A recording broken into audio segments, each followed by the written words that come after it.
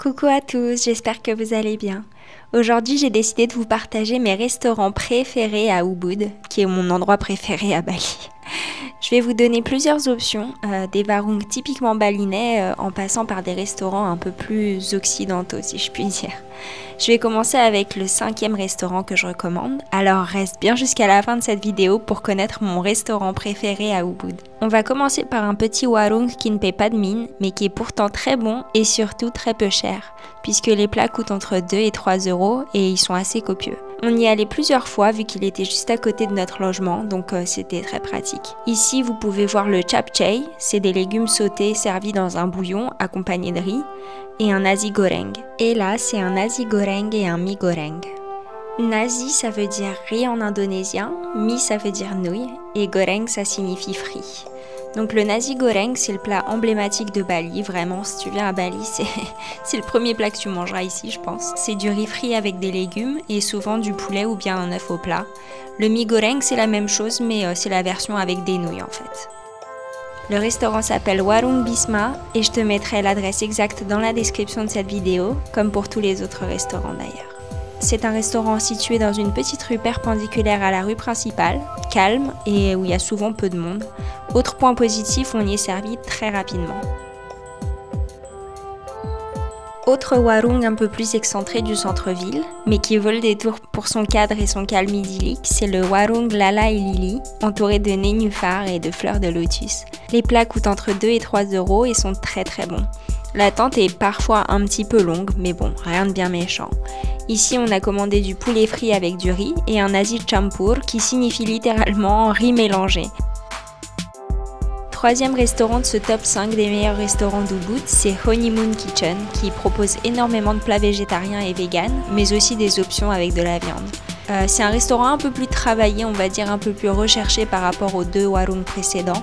Les plats ici coûtent entre 3 et 4 euros. Cette fois, on a commandé un mi goreng et un nasi campur, encore, qui, comme vous pouvez le voir, est un peu différent du restaurant précédent.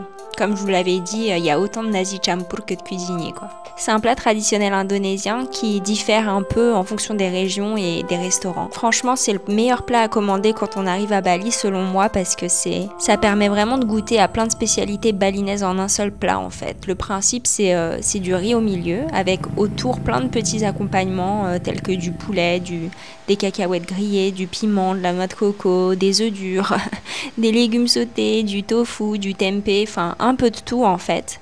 Et comme ça te permet vraiment de goûter plein de petites choses en commandant un seul plat. Moi, c'est vraiment le plat que je commande le plus avec le mi goreng. On n'est jamais déçu. Donc si un jour tu hésites, pense à moi et prends un nasi campur.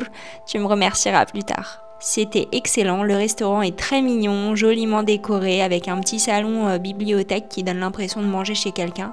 Et en fait, c'est un peu le cas parce que c'est en même temps une maison d'hôte. C'est un endroit vraiment très agréable.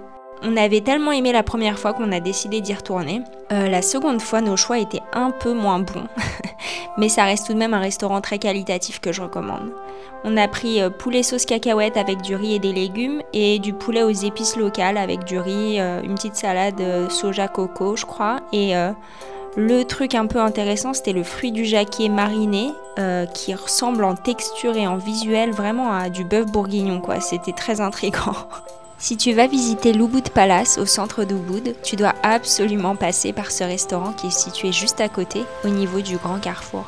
Je parle évidemment de Milk and Madhu, ce qui signifie lait et miel pour les curieux. C'est un restaurant qui propose des plats américano-européens, je dirais, si toutefois ça te manque durant ton séjour à Bali, et je pense que ça arrivera au moins une fois. Le restaurant est souvent rempli, donc je te conseille d'y aller un peu à des horaires décalés, c'est-à-dire un tout petit peu avant ou après les horaires traditionnels de repas, quoi. Nous, on mange assez tôt le soir, alors on n'a jamais eu ce problème. L'endroit est assez spacieux, la décoration est contemporaine, le service est rapide et les prix des plats tournent autour de 8 euros. De manière générale, vous allez remarquer que les restaurants qui proposent de la nourriture autre que de la nourriture indonésienne, en fait, sont plus chers, et c'est assez logique quand on y pense. Les plats sont copieux et excellents, franchement on y a mangé beaucoup de fois et on n'a jamais été déçus.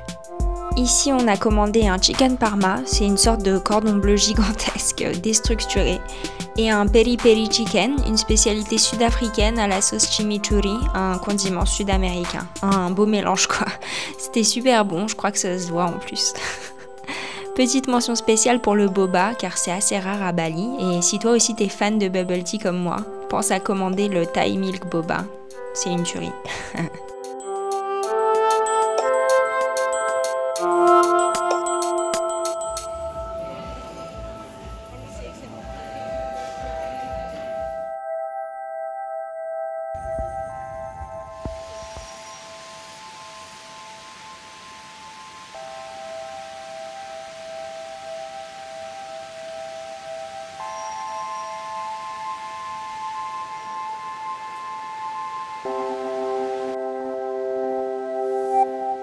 On arrive enfin au numéro 1 de la liste, mon restaurant préféré, mais de loin, à Ubud. C'est Murni's Warung, c'est un restaurant indonésien traditionnel qui est situé au bord de la rivière avec une vue magnifique sur la nature. Et en plus, c'est pas n'importe quel warung, c'est le premier warung d'Ubud qui a été ouvert en 1974 et il vient de fêter ses 50 ans.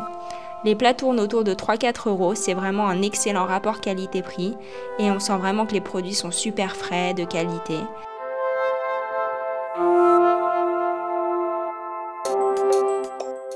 On a mangé comme des rois, vous allez jamais deviner combien on a payé pour tout ça. Je vous laisse admirer ces petites beautés et réfléchir pendant quelques secondes et je vous donne le prix après. Alors, suspense, on a payé un peu plus de 200 000 roupies, ce qui fait environ 13 euros. Voilà, j'ai rien d'autre à dire, à part foncer dans ce restaurant pour découvrir franchement l'incroyable cuisine balinaise. Ici, on a un gado-gado, un nasi campur, des perkedel, des spring rolls à la sauce cacahuète et une soupe au poulet soto ayam. Le restaurant est grand et joliment décoré au style balinais. Le service est rapide, le personnel souriant et agréable. Les plats sont généreux comme vous pouvez le voir et délicieux. Les prix sont très abordables. Franchement, il n'y a aucun bémol. C'est le restaurant que je recommanderais les yeux fermés à n'importe qui.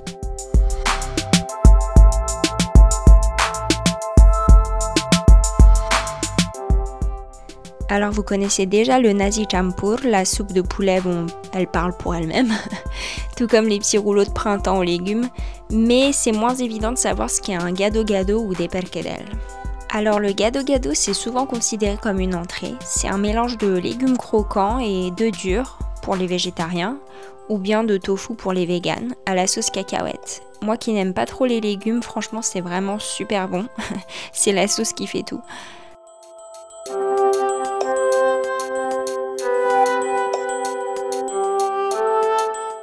Les perkedel, c'est une de mes entrées préférées ici et ce sont en fait des galettes de maïs frais frites. Voilà, j'espère que ça t'aura donné des idées pour ton prochain voyage et surtout que ça t'aura donné envie de goûter à la cuisine balinaise. Dis-moi en commentaire si tu es déjà allé à Bali ou si tu prévois d'y aller bientôt, mais aussi et surtout si tu comptes aller dans l'un de ces restaurants.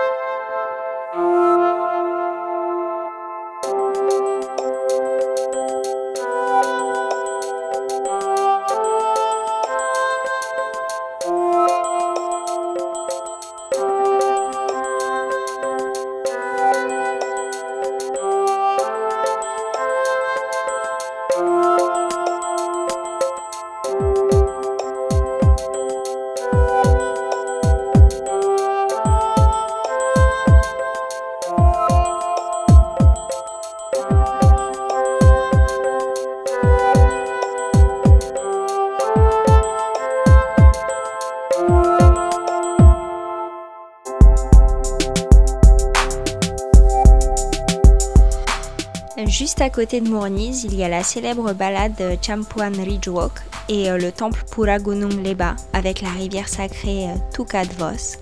Donc ce que je te conseille, c'est d'aller faire la petite randonnée le matin et au retour d'aller manger à midi à Mourniz. Et franchement, c'est l'une des expériences les plus satisfaisantes que tu pourras avoir à Ubud.